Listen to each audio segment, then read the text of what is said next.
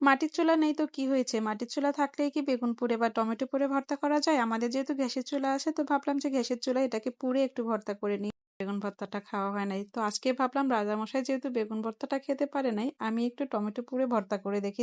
আমার হাতের টমেটো ভর্তাটা আমার বাসার রাজামশাই কি মজা করে খেতে পারে বা তার আদৌ পছন্দ হয় কিনা। তো ৪ টা টমেটো নিয়ে নিলাম। এখন টমেটোগুলোতে একটু তেল মেখে নিচ্ছি। তারপর আমি একটা স্ট্যানারে করে এগুলাকে চুলার উপর বসিয়ে একটু কিছু সময় নিয়ে এটাকে একটু পুড়ে নিব।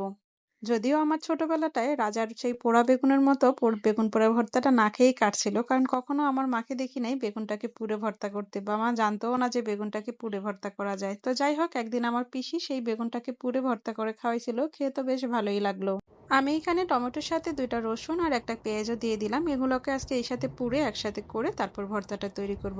এই তো ০.৫ ঘন্টার মতো এগুলোকে পুড়ে নেওয়ার পর সবগুলো ভালো মতো পুড়ে গেল। তারপর আমি এগুলোকে একটু ঠান্ডা করার জন্য রেখে দিলাম। এখন একটা প্লেটে সবকিছুকে একটু নিয়ে নিলাম। এখানে ৩ টা মরিচও আমি পুড়ে নিলাম।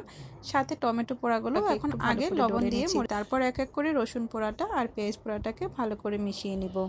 মাটির চুলা নেই তো কি হয়েছে? মাটির চুলা থাকলেই কি বেগুন পুড়ে বা টমেটো পুড়ে ভর্তা করা যায়? আমাদের যেহেতু গ্যাসের চুলা আছে তো ভাবলাম যে গ্যাসের চুলায় এটাকে পুড়ে একটু ভর্তা করে নিই। তারপর আমি এখন এখানে টমেটোগুলো ভালো করে হাতের সাহায্যে ছোট, ছোট করে মিশিয়ে তারপর এটার সাথে ভর্তাটা করে নিচ্ছি। তো টমেটোটা যেহেতু আমি পুড়ে নিলাম, এটা যখন ভাঙলাম তখন এর থেকে বেশ ভালোই জল বেরোলো। তো ভাবলাম তো এভাবে তো ভর্তাটা ভালো লাগবে না। এজন্য কড়াইতে একটু সরিষার তেল দিয়ে দিলাম। তেলটা যখন গরম হয়ে যাবে তারপর এখানে কয়েকটা আমি কালো জিরা দিয়ে দিচ্ছি। কালো জিরা ফোড়ন দিয়ে আগে থেকে যে ভর্তাটা আমি মেখে রাখলাম, ভর্তাটাকে দিয়ে কিছু সময় নেড়েচেড়ে তারপর আমি এটাকে একটু টানিয়ে তারপর নামিয়ে নিব। তো এই তো আমারও রাজার বেগুন ভর্তার মতো পোড়া টমেটোর ভর্তা হয়ে গেছে। এখন নামানোর আগে এখানে একটু আমি ধনিয়া পাতা কুচি দিয়ে দিচ্ছি।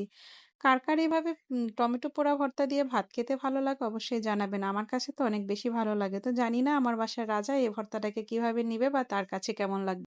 গরম, গরম ১ প্লেট ভাতের সাথে এরকম ১ চামচ বা একটুখানি টমেটো ভর্তা হলে আমার তো আর কিছুই লাগবে না। তো আজকের মতো এখানেই বিদায় নিব। দেখা হবে অন্য কোনো দিন নতুন একটা ভিডিও নিয়ে। ততক্ষণ পর্যন্ত সবাই